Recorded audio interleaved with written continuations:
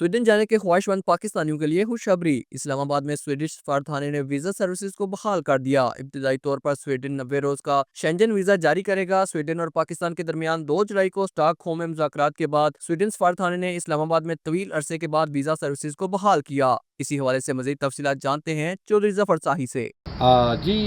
Sweden کے حوالے سے ایک بڑی اچھی خبر جو ہے وہ سامنے آئی ہے۔ آج 7 جولائی سے اسلام آباد میں جو سویڈش سفارتخانہ ہے انہوں نے دوبارہ جو ویزا سروس ہے اس کو بحال کر دیا ہے، اور دفتر خارجہ کے مطابق سویڈن کا جو سفارتخانہ اسلام آباد میں یہ 90 روز کا ویزا جو ہے وہ جاری کرے گا، یعنی کہ جو لوگ سویڈن جانے کے خواہشمند ہیں ان کو 90 روز کا ویزا جو ہے وہ دیا جائے گا۔ اور 2 جولائی کے اندر اسٹاک ہوم کے اندر بڑے اہم مذاکرات ہوئے، جس کے بعد جو سویڈن کی ایمبیسی ہے انہوں نے دوبارہ جو ویزا سروس جو ہے وہ بحال کیا۔ اور ساتھ میں یہ بھی بتاتا چلوں کہ اس میں مختلف کیٹیگریز کے حوالے سے سویڈن جو ہے وہ ویزے جو ہے وہ جاری کرے گا۔